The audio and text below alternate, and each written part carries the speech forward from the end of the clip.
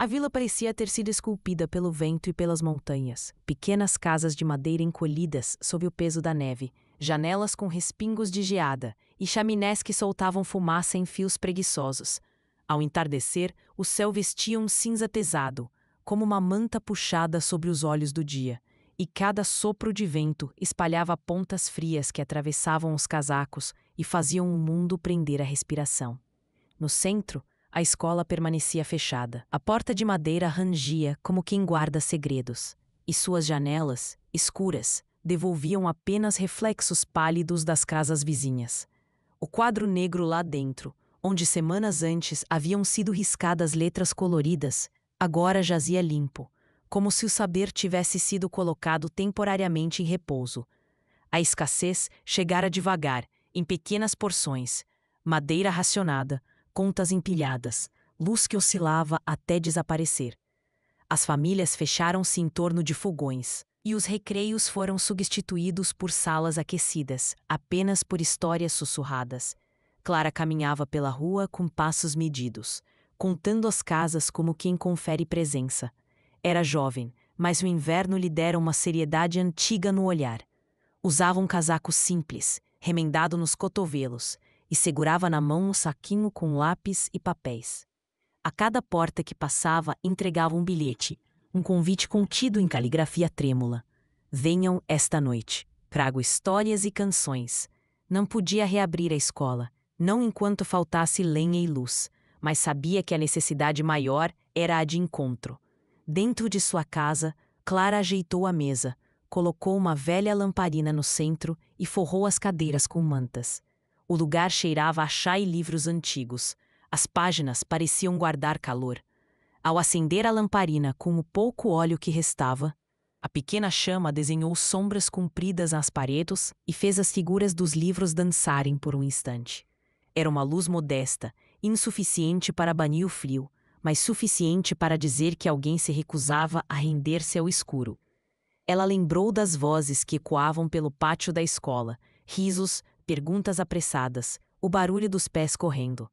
Havia saudade desses ruídos e uma urgência gentil de não permitir que as crianças perdessem a alegria. Clara separou os lápis, raspou um pedaço de giz e preparou jogos simples, desenhos para colorir, histórias que começavam nas primeiras linhas e pediam que as crianças as terminassem. Cada gesto era um fio lançado para juntar corações dispersos. Fora na vizinhança que aprendera o valor dos pequenos gestos, a mulher do forno que guardava um pão a mais, o homem que dividia a lenha em porções, as mães que trocavam receitas de sopas mais calorosas. A vila sentia o frio como dor compartilhada, e nas falas curtas havia gentileza. Clara queria ser o ponto de encontro dessa gentileza. Antes que a noite caísse por completo, ela colocou uma coberta extra na cadeira e esperou, com o peito aquecido por uma esperança simples, a de que mesmo no coração do inverno, um grupo de vozes reunidas pudesse reacender algo maior do que uma lamparina, a confiança de que dias melhores ainda eram possíveis. Quando Clara abriu a porta, o vento gelado ficou do lado de fora, como se respeitasse um limite invisível. Um hálito de calor e cheiro de lenha a recebeu. O fogão de ferro chiava, brasas pequenas estalavam e a cera espalhava um perfume doce que lembrava festas antigas. A casa, modesta e acolhedora, transformou-se num refúgio. Quem cruzava aquele umbral deixava a dureza da montanha e entrava num lugar onde mãos e vozes se encontravam. As crianças chegaram espalhadas, uma a uma, todas com o rosto vermelho do frio e o olhar curioso. Vinham enroladas em mantas remendadas, botas cobertas de neve e gorros pendendo como pequenos chapéus. Algumas entravam apressadas, sacudindo os flocos. Outras, mais tímidas, ficavam encostadas à parede até que Clara, com um sorriso que aquecia mais que o fogo, as convidasse a sentar. Clara as ia transformado a mesa da cozinha em altar de luz. Velas de todos os tamanhos alinhavam-se em latas e garrafas. Chapas de porta colocadas sobre barris serviam de mesa improvisada e toalhas coloridas feitas à mão deram alegria ao conjunto. Papel cortava estrelas e pinheiros pendia dos cantos, as cores desbotadas pela presença do tempo, mas vívidas o suficiente para lembrar que alguém cuidara dos detalhes. Ao acender a primeira vela, Clara segurou o pavio com reverência. A chama acendeu-se, pequena e firme, e um a um, as crianças acenderam as suas velas da mesma chama. O gesto simples virou rito. Mãos trêmulas, respirações contidas, olhos fixos naquele ponto de luz que parecia prometer continuidade. As chamas refletiam nos olhos e transformavam cada rosto em pintura viva. Cantaram juntos músicas antigas e improvisaram versos, num coro rouco que preenchia a casa e empurrava o vento lá fora para longe. Contaram historinhas ao redor do fogo, memórias de natais passados, promessas guardadas, lembranças de quem partira e de quem voltaria. O chá aquecia as mãos, bolachas eram passadas com riso guardado. E entre uma canção e outra foram surgindo pedidos sussurrados, não por brinquedos, mas por saúde, por comida, por reencontros. Quando as vozes se acalmaram, Clara propôs que cada um colocasse a vela queimada num pote de vidro e escrevesse, com um risquinho na madeira, um desejo. Aquele pequeno ritual uniu-os num silêncio cheio, não de incapacidade, mas de entrega. A Casa das Velas não apagou apenas a escuridão da noite. Acendeu uma esperança coletiva. Clara olhou para as chamas vacilantes e sentiu, com uma certeza serena, que enquanto houvesse quem acendesse e dividisse luz, a vila jamais seria inteiramente só. A cantoria enchia a sala, como se as vozes fossem pequenas brasas acesas contra o gelo lá fora. Meninos e meninas amontoados em cadeiras fracas e almofadas, cachecóis mal cerrados, entoavam os versos com uma mistura de timidez e urgência. Cada nota costurava calor no ar frio daquele cômodo apertado. O reflexo das velas pintava as paredes com sombras dançantes. Desenhos infantis, flocos e estrelas riscados com lápis, pareciam observar a celebração com olhos de papel. Pela fresta da porta, o vento batia e sussurrava como se quisesse entrar. O fogão chia, as tábuas rangiam, e o calor disputava espaço com o frio que insistia em avançar. Clara cantava baixinho, mantendo a cadência, os braços leves, as mãos prontas a consolar. Era sua maneira de lembrar a todos, e a si mesma, que apesar da escassez, ainda havia razão para reunir-se. Quando o coro alcançou o refrão, uma rajada diferente abriu caminho pela noite. A cortina esvoaçou. A porta tremeu. Em um instante, o ar cortante atravessou a sala como uma lâmina. As chamas vacilaram, se curvaram e, uma a uma, sucumbiram ao sopro frio. Estalos suaves marcaram a queda dos pontos de luz. O salão, antes cálido, transformou-se num mapa de sombras. O pânico entrou em ondas. Respirações tornaram-se nuvens. Crianças engoliam o medo em silêncio. Mãos procuraram mãos no escuro. Dedos tremiam. Um pequeno soluço rompeu o silêncio. Alguém tentou acender um fósforo. E a ponta incendiou-se por um segundo antes de ser extinta por um novo sopro que vinha da porta entreaberta. O som do vento parecia querer varrer tudo, até a coragem. Então, no centro da mesa, algo insistia em existir. Entre copos cheios de cera seca e migalhas, uma vela permanecia acesa. A chama era modesta, sem vaidade, e porém cravava-se na escuridão como um pino de luz. Não tremia. Parecia desafiar o ar que a rodeava. Seus poucos centímetros de brilho bastavam para desenhar rostos atônitos e mãos entrelaçadas. Para aquecer mais do que a pele, aquecia o ânimo. O silêncio curvou-se em torno daquela chama. Onde havia medo, nasceu uma reverência tímida. As crianças aproximaram-se sem falar, como se uma lei invisível as chamasse. Clara sentiu a onda de calma subir-lhe pela garganta. Não o alívio frouxo do cansaço, mas uma firmeza que vinha de algo maior que ela. Colocou a mão sobre a mesa, não para proteger a vela, mas para sentir a presença daquele calor pequeno e obstinado. Murmúrios suaves se espalharam. Como não apagou? É um milagre? Perguntas sussurradas, sem resposta imediata. Lá fora, o vento continuou a uivar, batendo na casa como se tentasse negociar com a porta. Dentro, porém, a vela parecia dizer que nem toda escuridão tem a última palavra. Era só uma chama, e ao mesmo tempo não era. Na sua luz miúda, mãos se entrelaçaram com mais força, olhos se encontraram. O cântico, antes quebrado, ensaiou o primeiro verso, baixo, como quem reza. A sala inteira se reergueu sobre aquela pequena centelha de coragem. Para Clara, a cena teve o peso de uma verdade simples. Mesmo quando o vento vence, há quem permaneça com a luz. E naquela noite, a chama diminuta tornou-se farol, não por tamanho, mas por significado, abrindo caminho para algo que ainda haveria de crescer. Quando a última voz infantil se calou, o silêncio que ficou parecia pesar sobre as telhas e se infiltrar pelas frestas das portas. Clara segurava a vela remanescente como quem protege um coração. A chama era pequena, amarelada, porém firme, não tanto por força própria, pensou ela, mas por aquilo que carregava: desejo, memória e uma fé singela. Do lado de fora, o vento continuava a soprar, arrastando flocos que dançavam como papéis perdidos pela janela embaçada. A professora percebeu primeiro um ponto de luz, depois outro, até que uma fileira de contraluzes se descortinou na trilha de neve.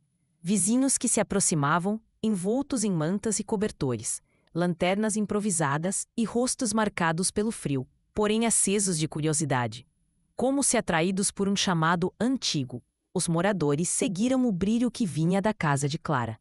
Cada passo deixava uma pegada que, sob o luar, traçava um mapa de retorno, um rastro que dizia: ainda estamos aqui, juntos. Ao abrirem a porta, foram recebidos por um calor que não se media só em graus. O aroma do chá e do pão aquecido misturou-se com o cheiro de lã molhada, e o espaço pequeno transformou-se num abrigo de vozes e histórias. As crianças se aninharam ao redor da mesa onde a vela queimava. Seus olhos refletiam a chama como fontes de encontro.